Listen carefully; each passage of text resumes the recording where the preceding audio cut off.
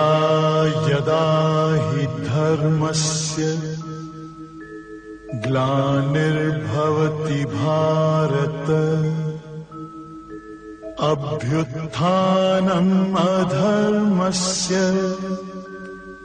तदात्मानं सृजाम्यहम् परित्राणाय साधूनां विनाशाय च दुष्कृताम्। तो किसी के दुख दर्द को सुनते हो, उसका निवारण करते हो, क्योंकि खाना पीना भोगना तिनका पशु समान। अगर मान लो से तुम खाते हो पीते हो भोग करते हो, लड़के बच्चे पैदा किया, उनको पाला पोसा, तो फिर सुअर सूर्या में क्या फर्क है। तुम बड़े गर्व से कहते हो मेरे 4 बच्चे हैं, मेरे 2 बच्चे हैं, तुम 2-4 बच्चों को पालते हो, 16 पालता है सुअर सूर्या, तुमसे ज़्यादा बेटर है वो। तो बोला खाना पीना भोगना तिनका पशु समान। अपने से अलग हट करके किसी के आंसू को पोंछा आपने, किसी के दुख दर्द को आपने दूर किया,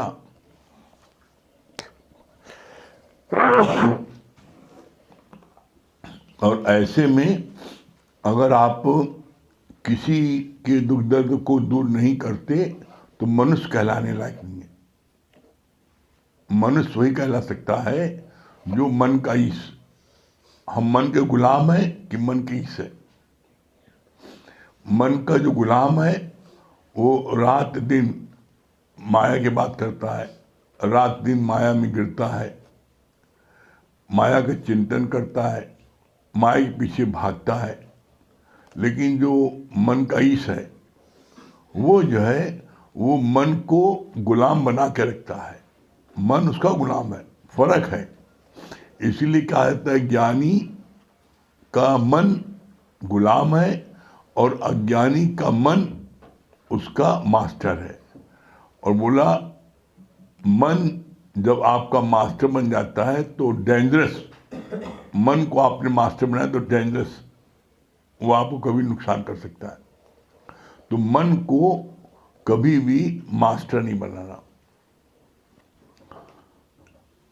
ज्ञानी और अज्ञानी फर्क क्या है। ज्ञानी जैसे एक जेलर है, जेलर जो है जेल के अंदर भी है रह सकता है और जेल के बाहर भी आ सकता है। जो सिपाही जेल के हैं वो जेलर की रक्षा के लिए रहते हैं, वो जहाँ भी जाए तो उसकी रक्षा करने के लिए रहते हैं वो। और जो चोर चक्के बदमाश होते हैं वो जेल में रहते हैं और सिपाही उनको जो है कहीं बाहर जाने नहीं देता, उनको पहरा देता है कि इनको तो उनसे कार्य कराता है, वो स्वतंत्र नहीं है। तो अगर इसी तरीके से हम भी मन के गुलाम हैं तो हम भी जो है फिर उसी तरह है, उन्हीं लोगों की तरह। और मन के ईश है जो मेरा अंतर आत्मा, जो मेरा भगवान, जो मेरा गुरु कहता है हम उसको करते हैं तो मन के ईश है। और जो मन के अनुसार चलते हैं वो मन के गुलाम है।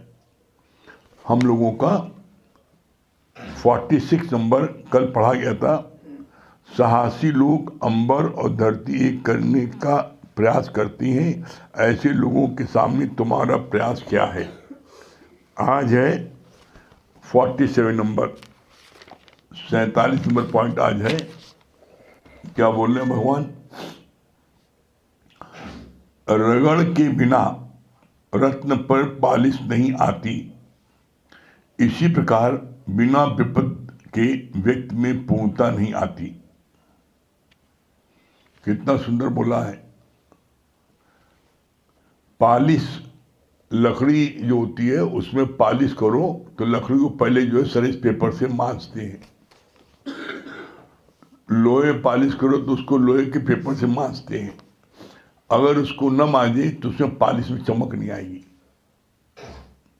तो बोला जैसे किसी भी चीज में पालिश की जाती है तो पहले उसको रगड़ा जाता है, खुरचा जाता है, और तब उसकी पालिश जो है चमकती है।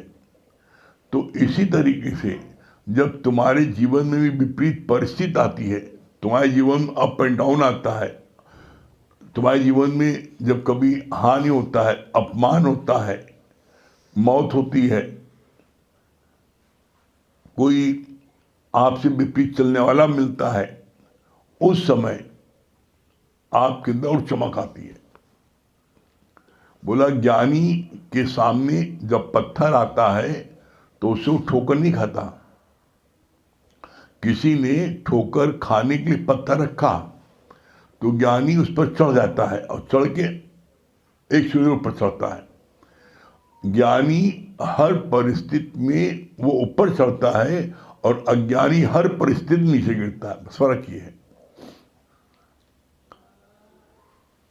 ज्ञानी के सामने कितनी भी रगड़ मतलब होता है तकलीफ, कष्ट, कितनी भी तकलीफ कष्ट आता है तो वो बड़े प्रेम से उसको, उस कष्ट को वो जो है उसको क्या करता है, उसको पासन करता है।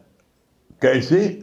मेरा ही बोया हुआ है, मेरा ही बोया हुआ। तो हम ही को जैसे जो महिलाएं घर में शुरू में जिनको रोटी सेकने के लिए कहा जाता है, पराठा सेकने के लिए, तो उनका सब जल उल जाता है, शुरू में जल जाता है तो वो कभी किसी को देती नहीं है, वो छुपा के रख लेती है, चुपचाप खाती हैं उसको, पराठे को। कभी देख महिलाएं जो है घर में जब उनको शुरू में जब शादी विवाह हो के आते हैं तो चलो रोटी सेको, अब उनको आता नहीं है, नहीं आता है तो अब सेकती हैं तो कहीं जली है, कहीं कुछ है, कहीं दम को राख हो गई, तो जितनी जली रोटी होती है उसको चुपचाप छुपा के रख देती हैं, और छुपा के रखती हैं कोई देखने न पाए, और उसको चुपचाप अकेले में खाती हैं।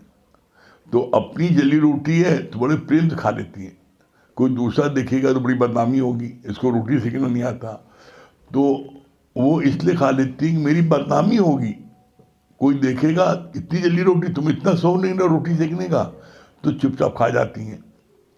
इसी तरीके से ज्ञानी जो है कैसी भी कोई परिस्थिति आती है तो चुपचाप उसको जो है उसको क्या करता है, पास करता है, उसको जो है उसको उस चीज को, कष्ट को कितना भी हो उसको वो झेलता है, लेकिन उफ नहीं करता। क्यों? कहता मेरा ही तो है बीज बोया हुआ, मेरा ही तो है। अगर हम किसी से कहेंगे कि देखो इतना कष्ट भगवान दे रहे हैं तो कोई कह देगा ज्ञानी जन तो हो, भगवान ने कहा नहीं, तुमने जो बोया हुआ काट रहे हो। तो इसलिए चुपचाप बिना बताए किसी को, वो चुपचाप उस कष्ट को पार कर लेता है। इसीलिए एक लाइन आती है, ज्ञानी भोगे हंस के अज्ञानी भोगे रोए। ये लाइन क्यों आती है? ज्ञानी भोगे हंस के अज्ञानी भोगे रोए। ज्ञानी वस्त से वस्त चीज में भी उसमें कोई न कोई अच्छाई निकाल लेता है। कैसे? इसका दो प्रमाण तो मेरे सामने आया।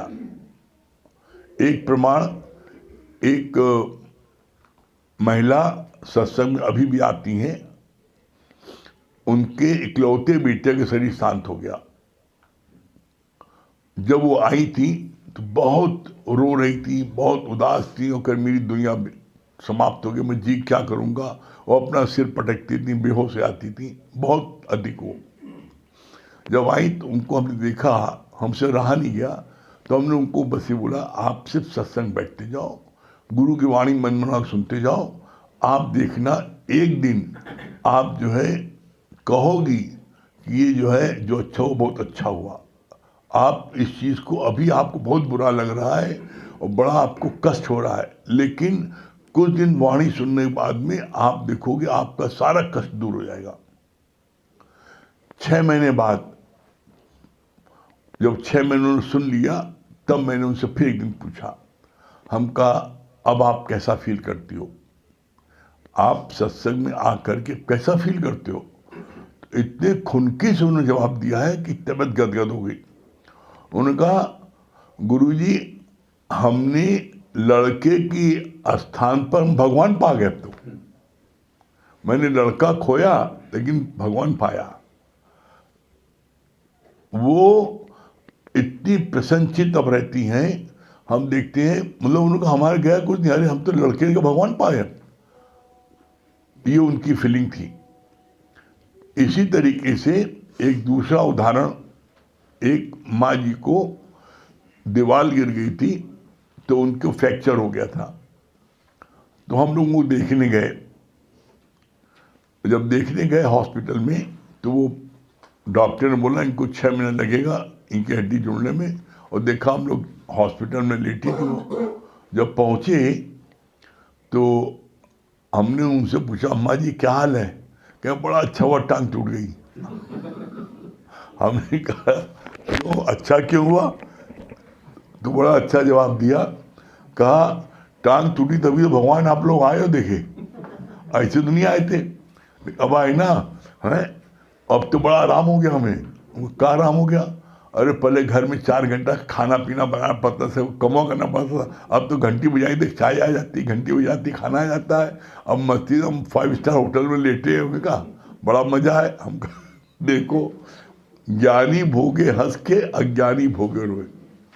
वो कहे पहले हम सत्संग घंटा पर लेते थे, अब हम 24 घंटे सत्संग ले रहे। भाई कहीं जा ही सकते, टांग टूटी है, कोई काम कर नहीं सकते, तो अब लेटे लेटे दिन भर वाणी सुनते हैं, लेटे लेटे दिन भर भजन करते हैं। तो अब थोड़ा मजा आ गया, हमारी लॉटरी खुल गई।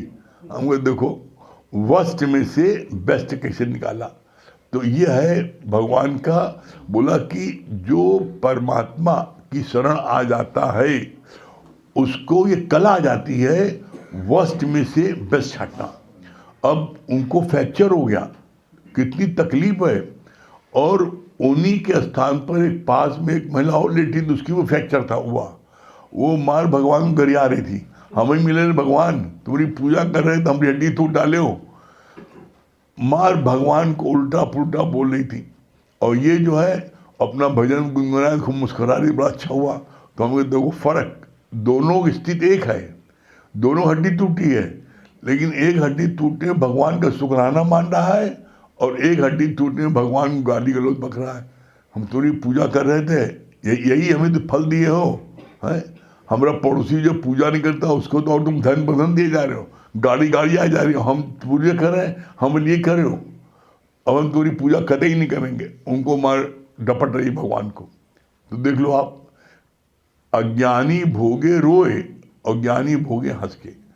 तो परिस्थिति दोनों के सामने एक है, लेकिन एक उसमें हंस रहा है और एक रो रहा है। तो यहाँ पर कितना अच्छा भगवान बोला ना कि जब जीवन में, तुम्हारे भी जीवन में जब ऐसी कठिन परिस्थिति आती है, अपमान होता है, नुकसान होता है, कोई विपरीत चलता है, तो आप जो ना तब आपके अंदर निखार आता है, तब आप सावधान होते हो। घर में भी जो कर्म प्राणी, घर में भी जो है, अगर घर में 6 मेंबर हैं, 6 मेंबर में 5 मेंबर आपको भगवान मानते हैं, लेकिन छठवां वो शैतान मानेगा, भगवान बने हैं। वो परीक्षा लेता रहे बीच में। तो बोला, इसलिए तो बोला था कर्म प्राणी। जो लोग अच्छा चलते हैं उनके लिए तो आप भाई बड़े अच्छे कायदे के हैं। अरे गुरु ने क्या बोला? गुरु ने बोला कि जो ऐसे विपरीत है उनके आगे झुको, उनके आगे नतमस्तक हो, उन्हें जो है थाली परोस के दो। क्यों? जो तुम्हारे अनुकूल चलते हैं उनसे तो तुम प्यार करते हो ही है, लेकिन जो प्रतिकूल चलते हैं उनसे प्यार किया तुमने? तो गुरु हमें यही सिखाता है कि जो प्रतिकूल चलते हैं, तुम समझ लो सत्यता ये है कि वो तुम्हारी बड़ी उन्नत में सहायक है। पूछा भी सहायक कैसे हैं? कहा उनकी वजह से तुम बड़ा अलर्ट रहते हो, उनकी वजह से तुम कोई गलत काम नहीं करते हो, डर मार के बड़ा पीछे लगा है। जब कहीं आपको पता हो कि हमारे पीछे 2 दुश्मन लगे हमारी बुराई ढूंढने के लिए, तो आप बड़ा अलर्ट रहोगे। और कोई 4 लोग दिन भर आपकी तारीफ कर रहे हैं तो आप अलर्ट नहीं रहोगे। इसलिए कहा जाता है जब विपरीत दशा, विपरीत अनुकूल न हो, जब धारा अपोजिट होती है, तो देखिए उसमें क्या होता है, उसमें आपको ज़्यादा मेहनत करनी पड़ती है।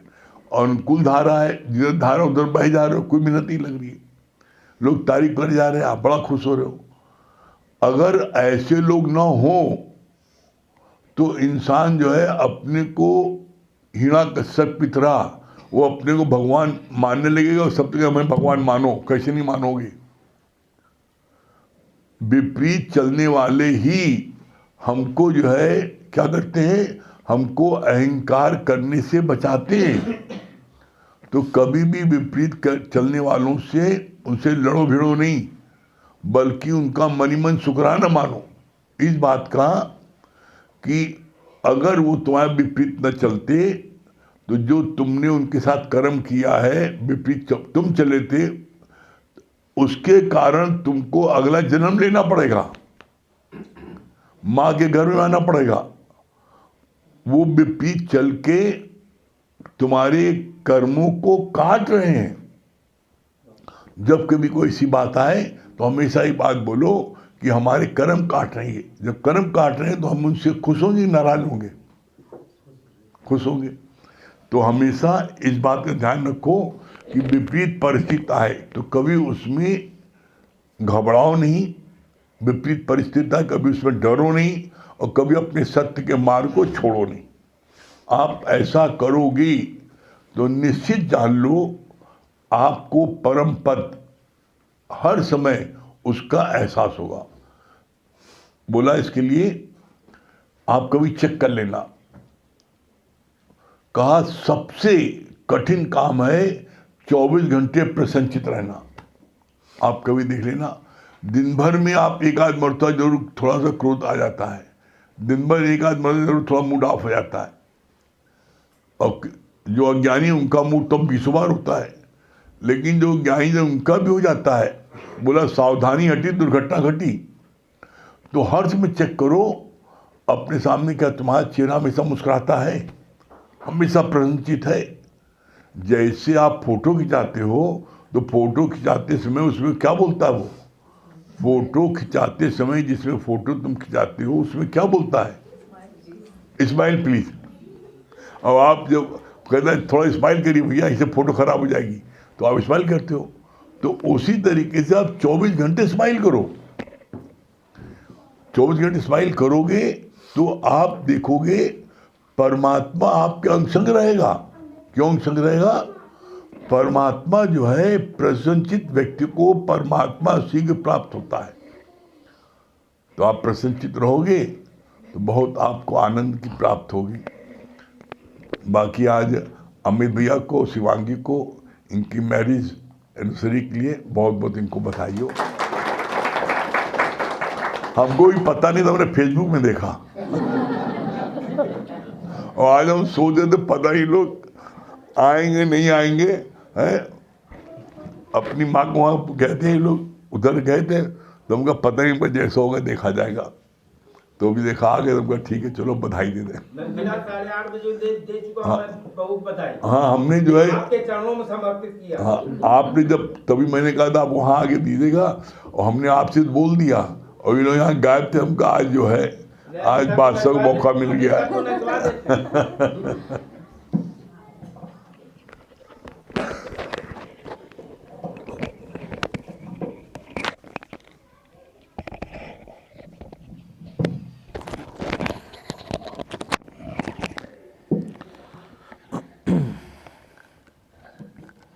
सभी को हरिओम। देखिए ये मन में भाव आ रहा था कि अगर तुम परमात्मा के हो के जियो तो फिर देखो जीवन जीने का क्या आनंद है। जैसे अभी मैं आ रहा था तो मेरे मन में भाव आया कि मैं हमेशा पिताजी का आज्ञाकारी पुत्र बन के जिया, तो उसका परिणाम क्या हुआ कि मुझको सब कुछ प्राप्त हुआ।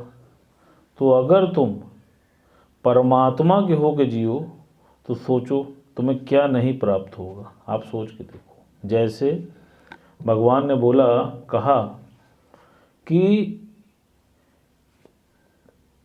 किसी भी चीज़ में तुम अपने भाव को डाल के देखो। जैसे आप कोई भी कार्य देखिए, चाहे आप परमात्मा की प्राप्ति के लिए कोई भी पुरुषार्थ करते हैं, कोई लंगर में सेवा करता है, कोई वैष्णो माता में चढ़ाई करता है, कोई धन का डोनेशन देता है, कोई प्रसाद के लिए भोग लगाता है, तो किसी भी चीज़ में जिसमें आप भगवान का भाव डाल देते हैं तो वो कार्य देखिए कितना अच्छा हो जाता है। होता है कि नहीं होता है?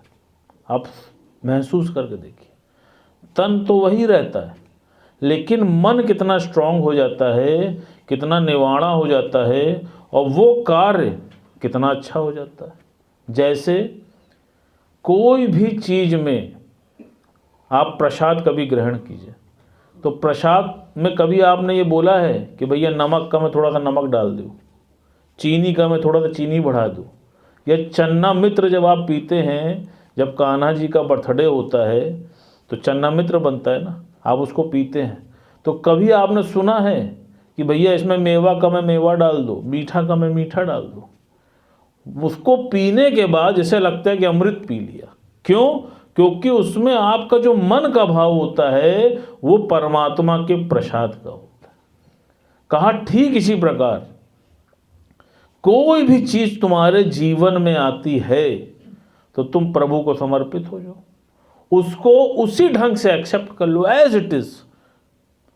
तुम उसमें परमात्मा का भाव डाल दो। अब आप देख लो, किसी भी चीज को अगर आपने सहज स्वीकार कर लिया और ये मान लिया कि ये परमात्मा की इच्छा है, अब बताओ कोई विरोध है क्या? आप सोच के देखो। और आज भी हम सब के अंदर है, बहुत सी चीज़ों का हम प्रयास करते हैं लेकिन वो पूरी नहीं हो पाती। बाद में ईश्वरी इच्छा जो पूर्ति होती है तो लगता है यार अच्छा हुआ, भगवान ने जो किया वो बहुत अच्छा किया, हम करते तो शायद गलत हो जाता। जैसे आज मुझको लगता है कि जो मेरे फादर ने कहा और जो मैंने किया वो बहुत अच्छा किया, और जिस समय मुझे बात माननी पड़ती थी उस समय मन में बड़ा क्रोध आता था, लगता था कि इनसे बड़ा दुनिया में मेरा कोई दुश्मन नहीं है। सही आपसे बता रहे, 20 नाखूनों का जोर लगाना पड़ता था, और कई बार तो ये स्थिति है कि 2-4 पड़ाका भी अपने को मार लिया गुस्से में कि यार सुनते ही नहीं। लेकिन आज वही मन जब उसको वो सब कुछ प्राप्त हुआ उनके कहने पे, तो आज अंदर से हृदय से मन उनका शुक्रगुजार है। लगता है कि हाँ यार हमने पिताजी की बात मानी तो आज देख लो हो रही है हमारी मनमानी, और अगर उस समय अपनी मनमानी किए होते तो आप सोचो कहाँ पहुँचे होते। तो ठीक इसी प्रकार जो परमात्मा का हो गया और जिसने अपने हर कार्य में परमात्मा का भाव डाल दिया, आप देख लो उसका हर कार्य अति सुंदर होगा। और हम तो देख रहे हैं, जैसे हम इसके लिए बहुत अधिक शुक्रगुजार हैं पापा के, शिवानगी जी के। क्यों? क्योंकि हमारे जीवन में लाने वाले तो यही हैं, इन्होंने ही इनको पसंद किया था और इनकी पसंद को हमने पसंद किया था, और जिसकी वजह से आज जीवन में आनंद ही आनंद है। आप देख लो, जैसे गाड़ी के दोनों पहिए बराबर चलते हैं तभी तो मंजिल पे पहुंचते हैं। अगर एक पहिया बढ़िया चले और एक पहिया टेढ़ा मेढ़ा चले तो मंजिल मिलेगी क्या? आप बताओ। बहुत से मित्रों को हम जानते हैं अपने कि वो चलता है पूरब तो वो चलती है पश्चिम। इससे बड़ा जीवन में नरक ही नहीं है। जैसे गुरु जी कहते हैं ना कि किसी की पत्नी अगर उसकी आज्ञा में चले तो समझ लेना परमात्मा की असीम कृपा है।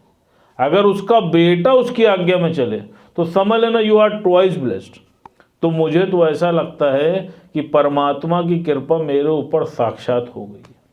और फिर हो भी कैसे ना, जैसे उस दिन भी बात चली कि जिसको आशीर्वाद देने गुरु जी, मम्मी जी, मोना जी, सरन जी, आरती जी, अचला जी, जितने संत हैं वो सब आए थे और सब हमको यहाँ पर आशीर्वाद दे के गए थे।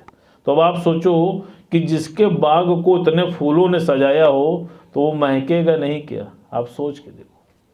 तो जब इस चीज़ को मैं सोचता हूँ तो मन में बड़ी प्रसन्नता आती है, बड़ा उत्साह आता है और इतना विश्वास आता है गुरु जी के प्रति कि लगता है सही बात है, अगर गुरु के ना हुए होते तो पता नहीं जीवन में कहाँ पहुँचे होते।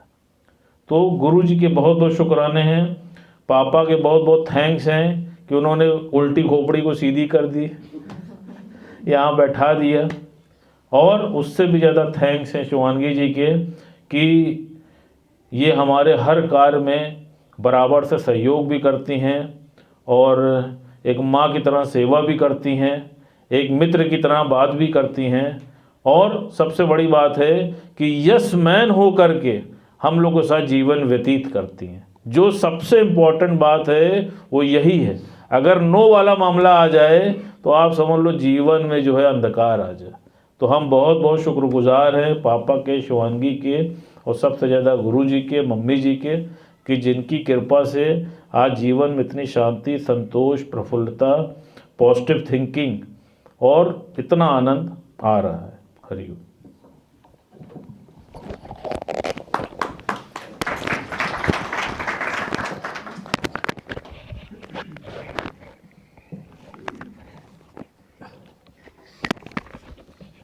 सभी को हरिओम, राम राम।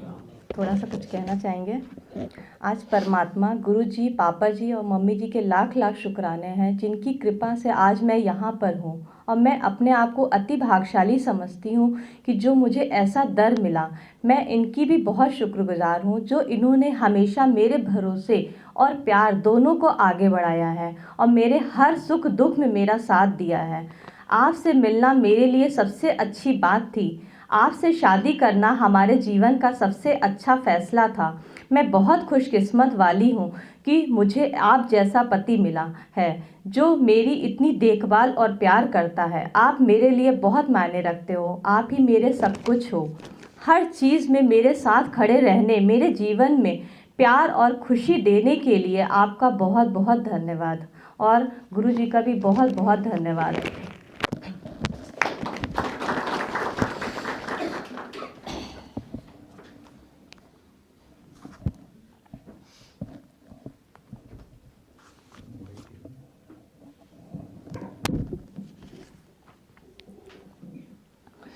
तेरे संग डोर बंधी है ओ जन्मों के साथी, तेरे संग डोर बंधी है ओ जन्मों के साथी।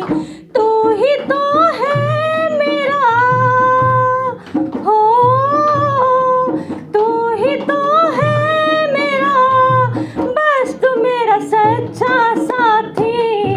तेरे संग डोर बंधी है ओ मेरे जन्मों के साथी, तेरे संग डोर बंधी है ओ मेरे जन्मों के साथी। मेरी राहों के कांटे तूने जो चुन लिए हैं, मेरी आँखों के आंसू तूने जो पी लिए हैं, मेरी राहों के कांटे तूने जो चुन लिए हैं, मेरी आँखों के आंसू तूने जो पी लिए हैं। तेरी यादों में बीते हो, तेरी यादों में बीते जब तलक उम्र है बाकी,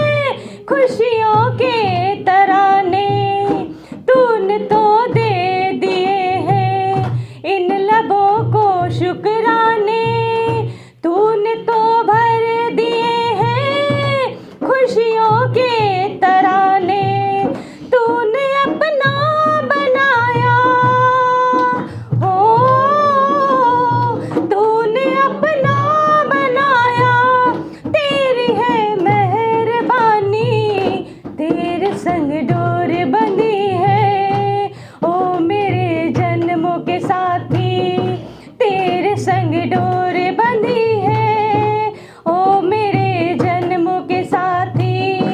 तू तो करुणा का सागर, रात दिन बरसाता है, मैं बोलूं या ना बोलूं, तू तो सब जानता है। तू तो करुणा का सागर, रात दिन बरसाता है, मैं बोलूं या ना बोलूं, तू तो सब जानता है। आ गई दर जो तेरे, हो आ गई दर जो तेरे, हो गई फिक्रों से खाली, तेरे संग डोर बंधी है, ओ मेरे जन्मों के साथी, तेरे संग डोर बंधी है, ओ मेरे जन्मों के साथी। तू तो है मेरा, हो तू ही तो है मेरा, बस तू मेरा सच्चा साथी, तेरे संग डोर बंधी है, ओ मेरे जन्मों के साथी, तेरे संग डोर बंधी है, ओ मेरे जन्मों के साथी। थोड़ा सा प्यार हुआ है, थोड़ा है बाकी, थोड़ा सा प्यार हुआ है, थोड़ा है बाकी। हम तो दिल दे ही चुके हो, हम तो दिल दे ही चुके, बस तेरी हाँ है बाकी, थोड़ा सा प्यार हुआ है, थोड़ा है बाकी। हरिओम। दुर्गेश भैया दिल्ली, दुर्गेश भैया।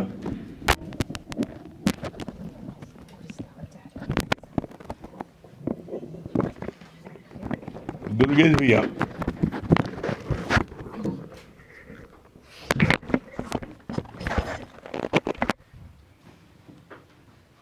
हरिओम गुरुजी। हरिओम, क्या बोल रहे दुर्गेश भैया? हरिओम भाभी जी, हरिओम भैया जी। शादी सालगिरह की बहुत बहुत शुभकामनाएं, बहुत बहुत मुबारक। बहुत अच्छी बात बताई गुरुजी आपने कि ज्ञानी हर परिस्थिति में ऊपर उठता है और अज्ञानी हर परिस्थिति में नीचे गिरता है। जी गुरुजी, ये बात बहुत अच्छी लगी गुरुजी। हाँ, पूजा जी क्या बोल रही है? जी गुरुजी, मुझे ये बात बहुत अच्छी लगी कि जैसे अभी वाणी चल रही थी, इस सत्संग में जो कोई भी आता है, ये समझ लीजिए कि उसके ऊपर परमात्मा की कृपा है, तभी हम लोग आज यहाँ पर बैठे हुए हैं। तो हमें हमेशा परमात्मा के शुक्राने और मुस्कुराने में रहना चाहिए। हाँ, आरती मंडल। हरिओम। हरिओम। आरती। हाँ, हरिओम, क्या बोल रही है? आरती मंडल क्या बोल रही है? बहुत बहुत शुभकामनाएं भैया, भाभी जी को शादी का बहुत बहुत मुबारकबाद देता हूँ, बहुत बहुत शुभकामनाएं देता हूँ। हमें बहुत खुशी हो रही है इस बात से गुरुजी, बहुत खुशी हो रही है। हाँ, क्या बोल रही है आरती मंडल? अरे हम गुरुजी, ये बात अच्छी लगी, ज्ञानी भोगे हंस के अज्ञानी भोगे रोगे। और ये बात कितनी, जब ज्ञान में हम रहते हैं तो हमारा सब कोई हमारा सहारा होता है। जब मैं एक बार सच में, एक गुरुजी अभी बताया था ना, हॉस्पिटल में जो बूढ़ी माई बीमार थी, तो उनको देखने गए थे, तो कितना शुक्राना करते थे कि हम बीमार है तो सब देख रहे हैं। एक बार मैं भी 2 महीने पहले बीमार थी, दुर्गेश भैया, पूजा जी, पूनम मुझे देखने आई थी, भजन भी गाई थी, इतना अच्छा आनंद लगा गुरुजी, तो मेरे को जल्दी स्वस्थ होना ही पड़ गया गुरुजी। हाँ, बैडमिंटन खिलाड़ी। हरिओम गुरुजी। गुरुजी, मुझे ये बात बहुत अच्छी लगी ना, जो ज्ञानी होता है वो बेस्ट में से ही बेस्ट निकाल लेता है, ये बात बहुत अच्छी लगी गुरुजी। हाँ, डॉक्टर शांति। हरिओम हरिओम। भाभी जी। हाँ, डॉक्टर शांति क्या बता रही है? अमित भैया, ज्ञानी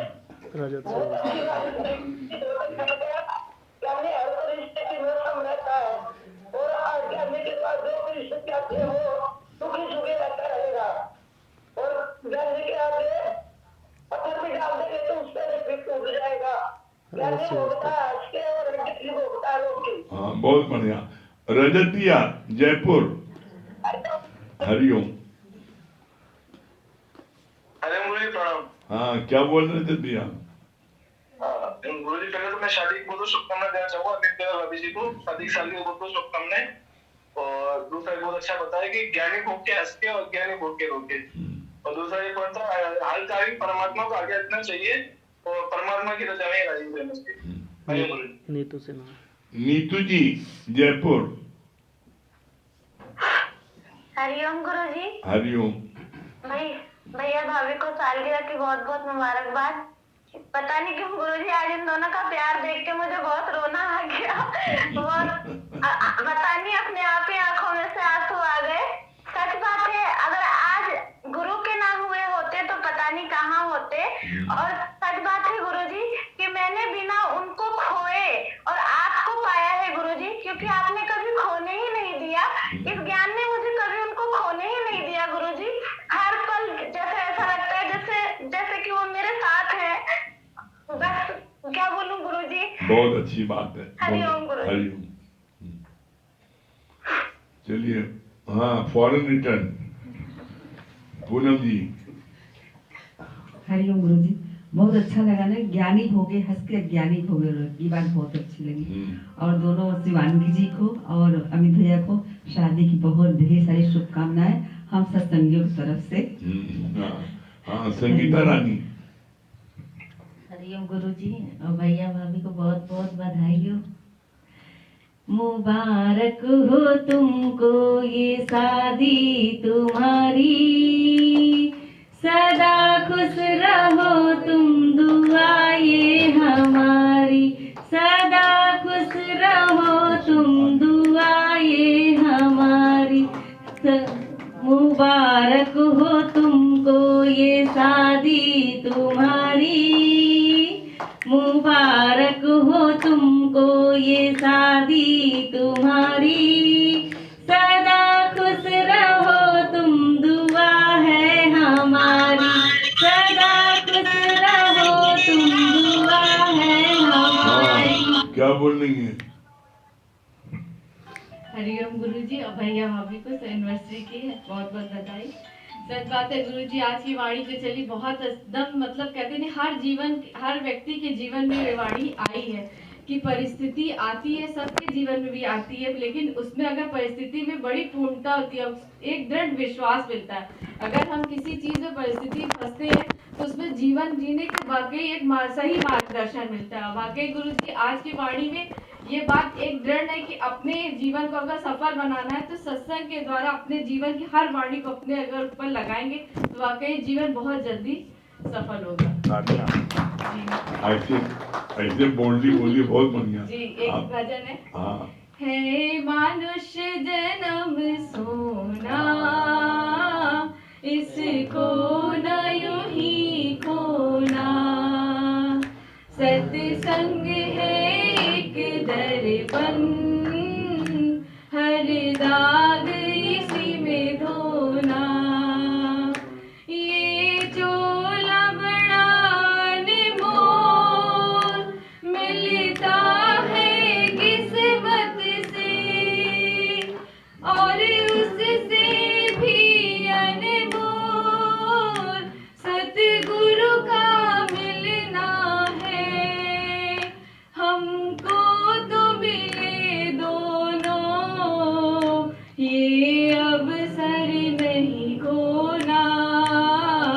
है मनुष्य जन्म सोना, इसको न यूं ही खोना।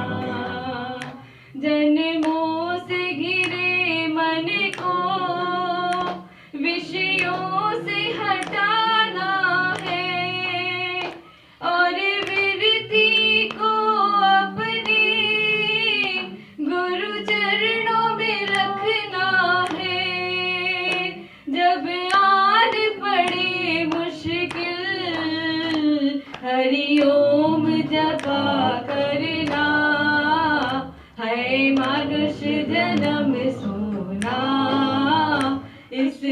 न यूं ही खोना। शम्मा की तरह जीवन हर एक बना डाले, जो खुद जल कर देखो रोशनी फैलाता है। ऐसे जीवन की भेंट हर एक को है करना, है मानुष जन्म सोना, इसको न यूं ही खोना। सत्संग है एक दर्पण, हर दाग इसी में धोना। हरिओम। Very good. चलिए ओम का जाप कर लें।